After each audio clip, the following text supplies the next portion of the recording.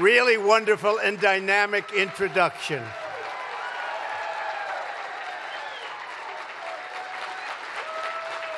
And because of Ed, I hear they had to make this room a lot larger quickly.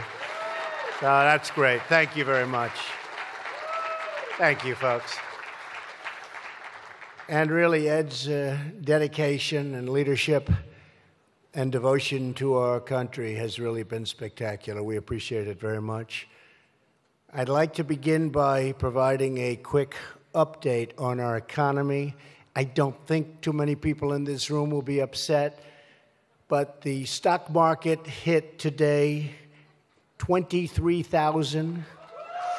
That's an all-time record high, so congratulations to everybody in our country. It's an incredible honor to be here tonight to celebrate this really wonderful foundation. Just a few months from now, you will mark the 45th anniversary of this esteemed institution. For nearly a half a century, you have been titans in the fight to defend, promote, and preserve our great American heritage. Few people have worked harder to protect this heritage than Ed Meese, a fearless defender of our Constitution. Where is Ed? Where is Ed? Thank you, Ed.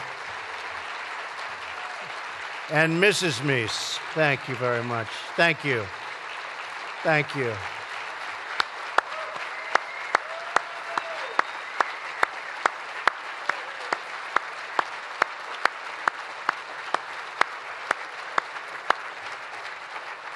Wow, that's a very popular couple, I must say. I also want to express my deep appreciation to the great Steve Moore, who is with us tonight. Steve, where is Steve?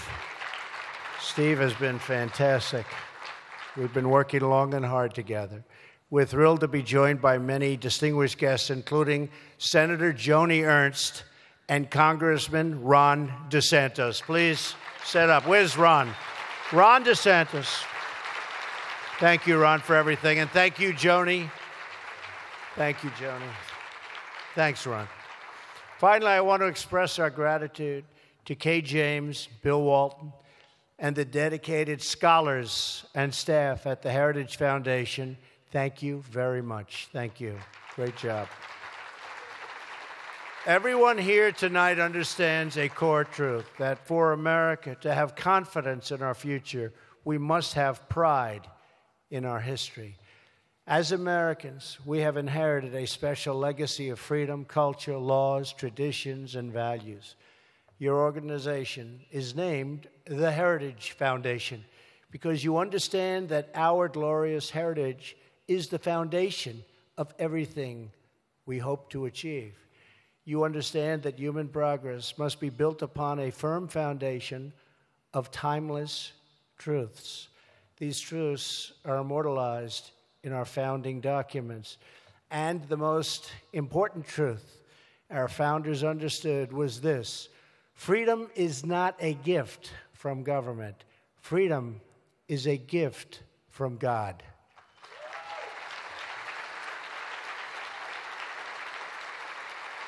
And that is why we're here tonight, to rededicate ourselves to the defense of our God-given rights.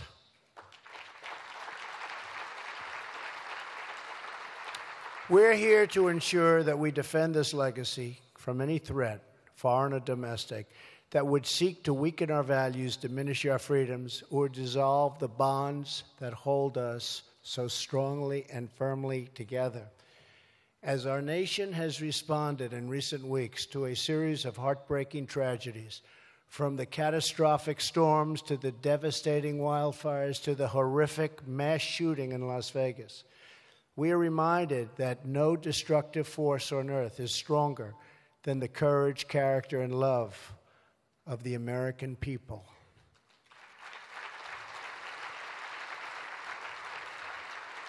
This is a time of great challenge for the world, but also a time of great opportunity. We can unleash the creative power of our citizens, unlock new frontiers in science and medicine, and usher in prosperity for communities all across our land. But to achieve these great things, we must hold fast to the values that define who we are as a people and as a nation. Everyone here tonight is united by these same enduring beliefs. We believe that the Constitution is the greatest political document in human history, and that judges should interpret the Constitution as written.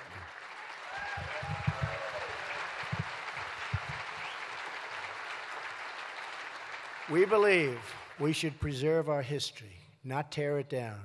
Now they're even trying to destroy statues of Christopher Columbus. What's next? Has to be stopped. It's heritage. We believe that America is a nation of opportunity because we are a nation of laws, and we support the incredible men and women of law enforcement. We believe that our great American flag should be treated with reverence and respect, and that young Americans should be taught to love our country, honor our anthem, and proudly recite the Pledge of Allegiance.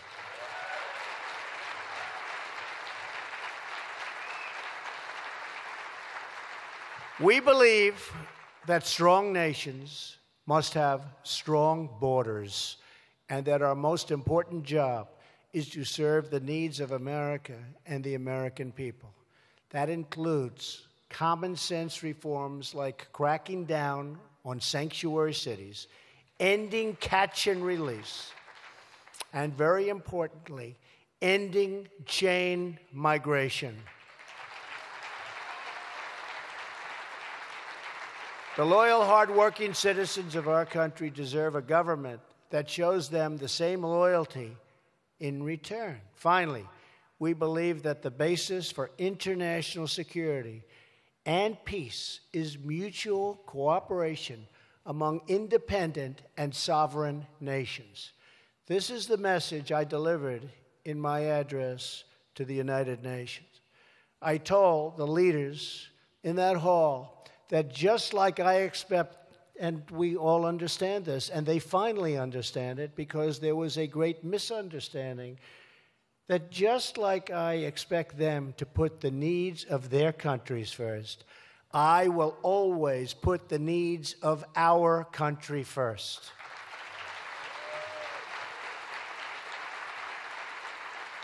That is why we are withdrawing from one-sided international deals like the Trans-Pacific Partnership and the Paris Climate Accord. Devastating to our country if we would have gone into those deals. My administration is working to strengthen old alliances and form new friendships based on shared interests, shared goals, and shared values. As a demonstration of America's will, we have passed historic increases in defense spending. You saw that just last week.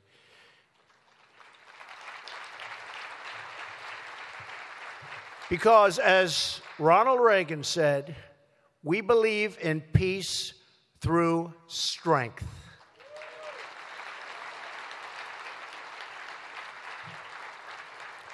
We've made historic strides in the fight against ISIS, dealing them one brutal defeat after another. We are confronting dangerous regimes from North Korea to Iran. Last week, I announced our strategy to ensure the Iranian dictatorship never acquires a nuclear weapon.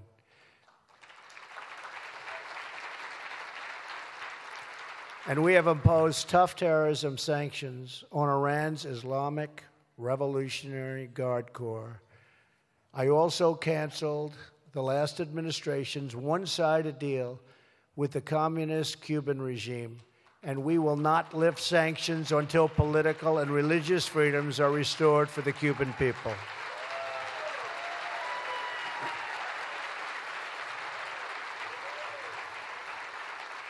At the same time, we are confronting the socialist oppression of the Maduro regime.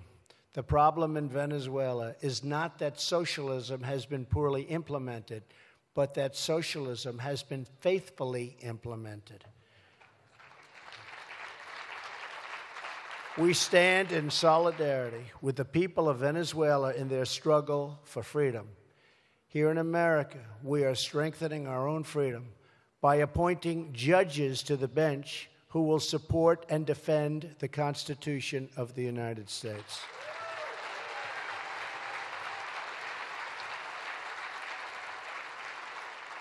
With your help, we have not only nominated, but confirmed the new Supreme Court Justice who is doing a spectacular job, Neil Gorsuch. We have taken action to repeal the EPA's so-called Clean Power Plan, and we have ended, finally, the war on clean, beautiful coal. People going back to work. They're going back to work. Over the last 9 months, we have removed job-killing regulations at a record pace. In fact, in 9 months, we have done more, they say, than any president in history. And we're 9 months, and there's more to come. We have statutory guidelines. We have to go by a period of time, but there's much more to come. And I believe in regulation, but it has to be limited to what we need. We want clean water. We want clean air. It has to be fair. We also want, by the way, jobs. And our regulatory reductions are going to put more Americans back to work and more lobbyists out of work. I don't know, there could be some lobbyists in this room, sorry. Which is why regulatory reform is a crucial part of our drive to drain the swamp. On the economic front, we're upholding the legacy of America's greatest presidents, from Washington to Jackson to Lincoln, by defending American industry and defending our American workers. We want more products stamped with those beautiful words and letters, made in the USA.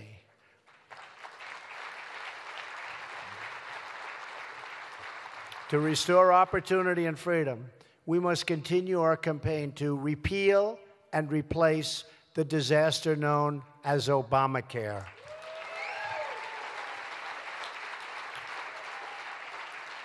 And I've been hearing that phrase for 7 years. 7 years I've been hearing it. So have you. And I got here and I thought maybe when I sit down at that desk the first day, January 20th, I'll have something to sign. Not as easy as we thought, but we're going to get it done. You watch.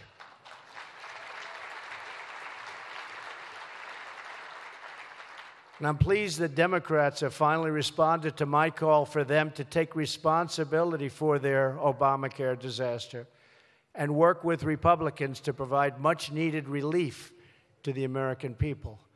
While I commend the bipartisan work done by Senators Alexander and Murray, and I do commend it, I continue to believe Congress must find a solution to the Obamacare mess instead of providing bailouts to insurance companies.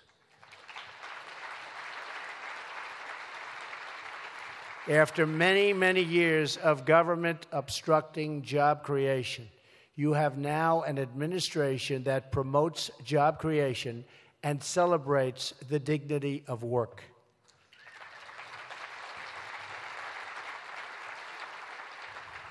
Unemployment is, and this is something so important, unemployment is almost at a 17-year low.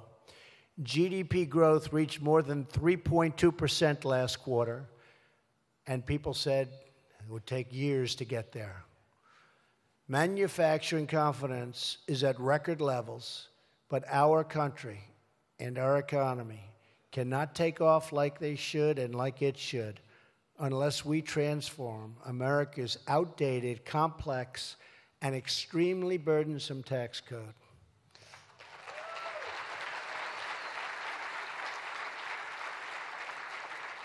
The Great Heritage Foundation has been at the center of several incredible tax cuts in American history. Working closely with the Heritage Foundation, Ronald Reagan cut taxes to unleash the economic miracle of the 1980s. You understand that lower taxes mean bigger paychecks, more jobs, and stronger growth.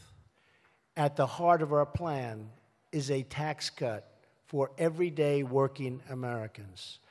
The first $12,000 for a single individual and the first $24,000 for a married couple will be tax-free.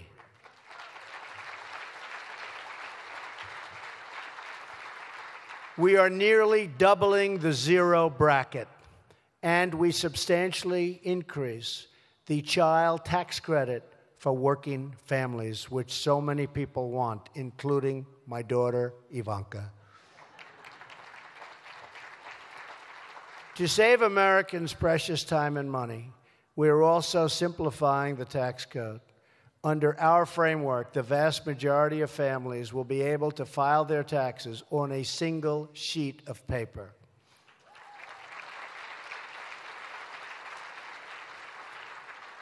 In addition to simplification, the other pillar of our tax plan is reducing our crushing business tax so that we can restore America's competitive edge. Today, our business tax rate is 60% higher than our average economic competitor.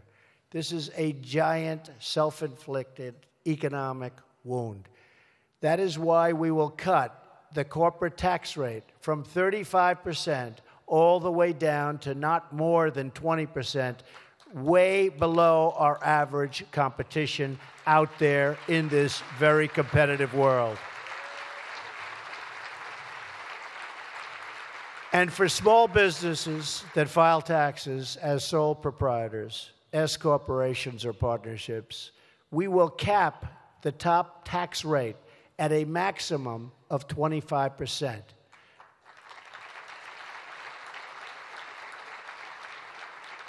It's a tremendous reduction from what it is, and I will tell you, it's the biggest reduction in taxes in the history of this country.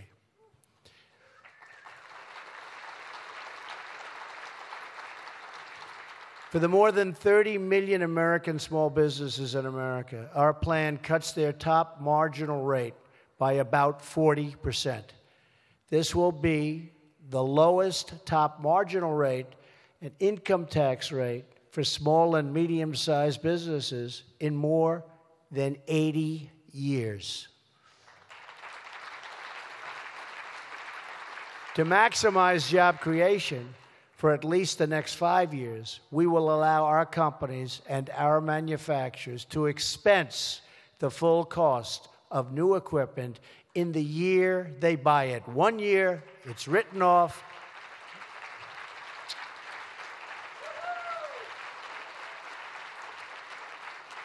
Makes me want to go immediately back into business. And yes, we are ending the horrible and very unfair estate tax, also known as the death tax. Finally, we are going to bring back trillions of dollars currently parked overseas. You look at the money that can't come back into our country. I've been saying for years it's $2.5 trillion. Democrats want it back, Republicans want it back, and they have for a long time. They've never been able to make a deal. Lack of leadership. They've never been able to make a deal. We're putting that in our tax plan. We're going to bring, I think it's going to be over $3 trillion. It could be substantially more than that. Because if I'm saying $2.5 trillion, and I've been saying it for many years, we know one thing, it's a lot more now. Nobody really knows the answer. I will tell you, I think it's very substantially over $3 trillion that will be brought back in our plan and put to work in our country, not some other country. Our framework provides a one-time low tax on profits currently sitting offshore so that this money can come back right where it started, come back home to America where it belongs. And believe me, we can use it in this country. We need it so badly for so many things, including infrastructure, which we'll also be doing. we will eliminate the penalty on bringing home, and we have to do that, future earnings. My Council of Economic Advisors estimates that this change, along with a lower business tax rate, would likely give the typical American household around a $4,000 pay raise. And that's money that'll be spent in our economy. Our tax plan will ensure that companies stay in America, grow in America, and hire in America. We will lift our people from welfare to work, from dependence to independence, and from poverty to total, beautiful prosperity. Which is why we need the help of the Heritage Foundation and everyone here tonight to get our tax cuts through the House, through the Senate, and to my desk for signature.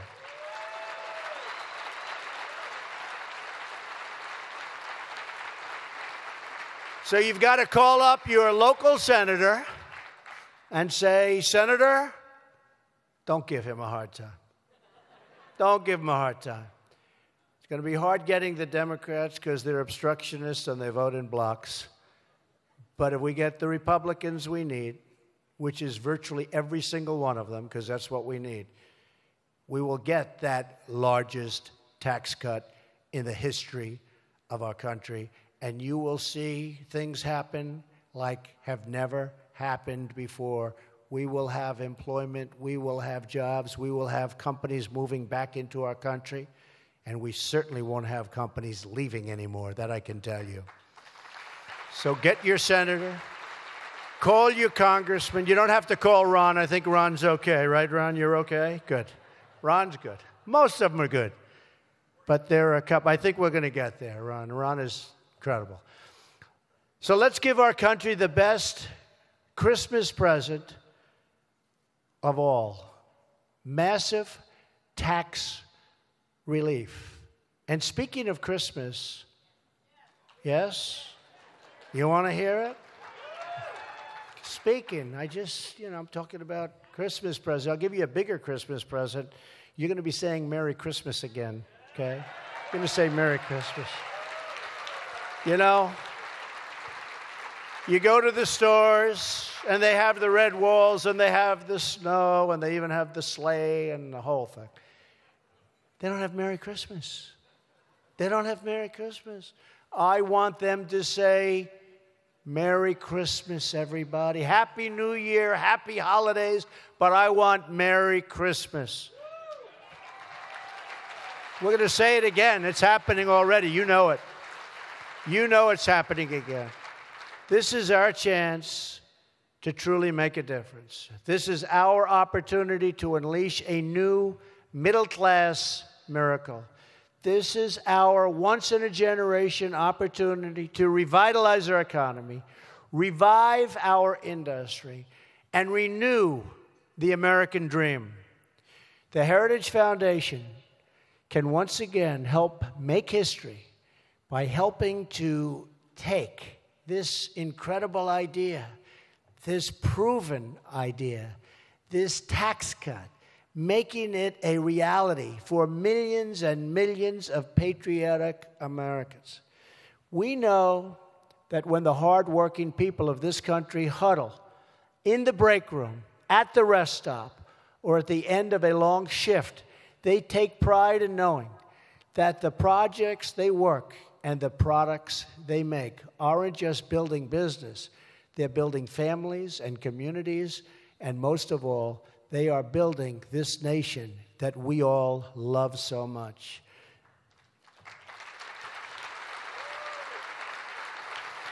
The fact is, the soul of a country is found in its people, and we owe it to our citizens to provide them with a future of opportunity where they can earn a living with dignity and purpose.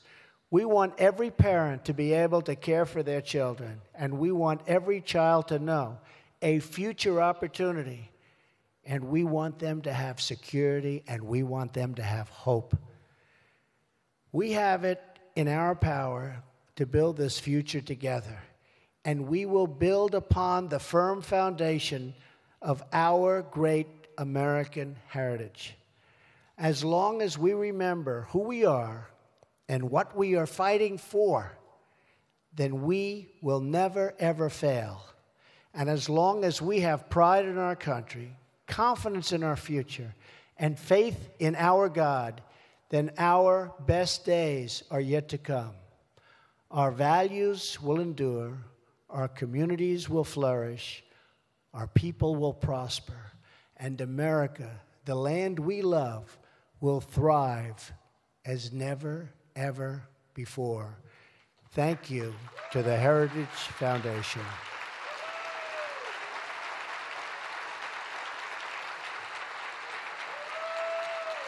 Thank you.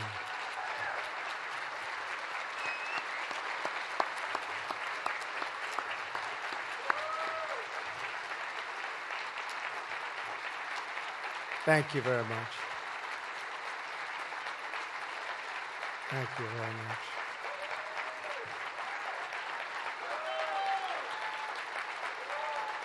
Thank you very much. Thank you to the Heritage Foundation, and thank you to everyone here tonight.